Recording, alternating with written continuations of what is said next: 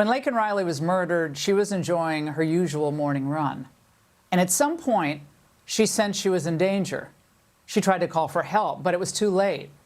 The animal was on her.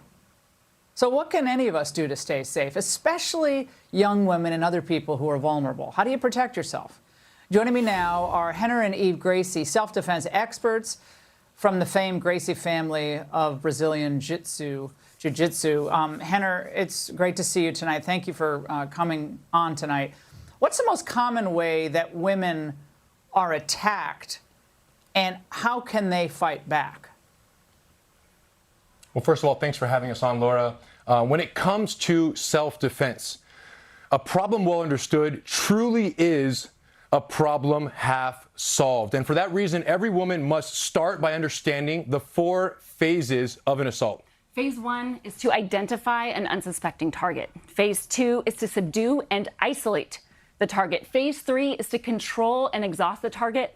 And then phase 4 is to carry out the assault itself. So when we talk about phase 1, identify an unsuspecting target, their goal, Laura, is to catch you off guard. And what that means is we have to be vigilant, aware of our surroundings, and most importantly, we have to trust our intuition. What the attacker wants, if Eve is minding her business, what the attacker wants is to creep up, get as close as possible, undetected, and even go hands-on, undefended, so they can carry out the assault with the lowest level of resistance. We want to avoid that at all costs. So I'm moving in Eve's direction. Stop right there.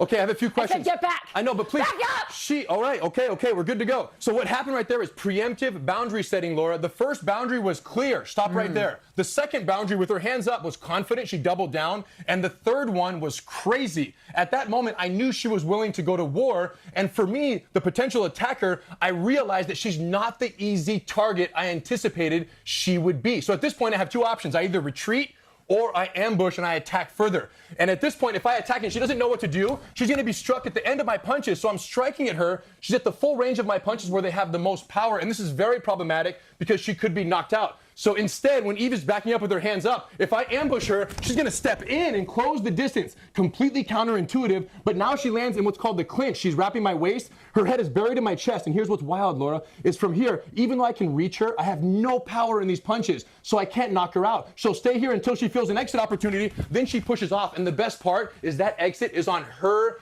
timing. I can't control that, so it's going to catch me off guard. Of course, there's also the possibility that during the scuffle, we fall to the ground, which is worst case scenario, right? And if I land in the top position, this is called the mount. And the reason why this is so bad is she can't reach me, Laura, but I can reach her. I can strike her. I can strangle her. And if she's bumping and pushing me off, she's burning energy in the process, exhausting all her resources without any effective escape. And we don't want that. So check this out. Instead, as soon as I step over, watch what she does. 1, 2, beautiful. And now distraction strikes and she's out. We got to do that again because it was too fast. Eve is back down. This is called the mount, Laura, and the technique is called the trap and roll. As soon as I mount, she hugs my body as soon as I mount. Check this out. And here's what's crazy. It looks kind of familiar, I'm sure. It's the same as what we did standing up, but she's doing it from the ground. Because in a fight, Laura, whoever manages the distance manages the damage that can be done. She pulls me down. She climbs up. She traps my arm, traps my foot. Look at the foot over there. And now she bridges and rolls in that direction so that I cannot stop from falling. She strikes, she gets up, and she's able to disengage and get back to her knees. And all of this, Laura, is derived from the Women Empowered program, a 20-lesson program that is based on Brazilian jiu-jitsu that my family has been working on now for 100 years. And of course, is perfect for women because it's designed for smaller, weaker individuals against larger opponents. And it has to be said, Laura, that in a situation like this, when a woman is attacked, it's never her fault. Women should be able to wear whatever they want, drink whatever they want, jog wherever they want. And the only person to blame is the criminal who perpetrated the crime against her. And in this sense, in a perfect world, can you do one other move? Can you do one other move for? Yes.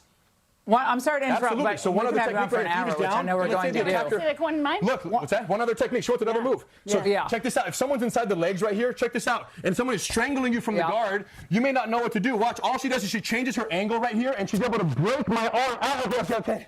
Full hyperextension. Go again. So if I'm strangling, even though this is worst case scenario during a potential sexual assault, look at this. With my hands on her neck, if Eve just pivots 90 degrees, Laura, and puts her legs over my head, she's able to bite, squeeze, and hip up and break the person's elbow from here. So this is what's possible with jiu-jitsu. Even though it looks like a bad situation, the reality is if you know how to use your legs and the rest of your body, you're good to go. And for this reason, anyone who wants to learn more self-defense, Women Empowered is taught at hundreds of certified training centers all over the world.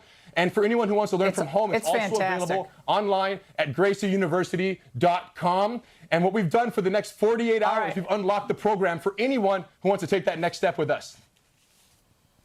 Well, Rener and Eve, when we have you back, we want to see the come from behind move, because that's one of my favorites. I learned that in Krav Maga, which uses a lot of jiu-jitsu. Krav Maga does. So we're going to do that next time you come on. But thank you for these tips. Women across the country, you can defend yourself. You can protect yourself. Don't be afraid. Be strong.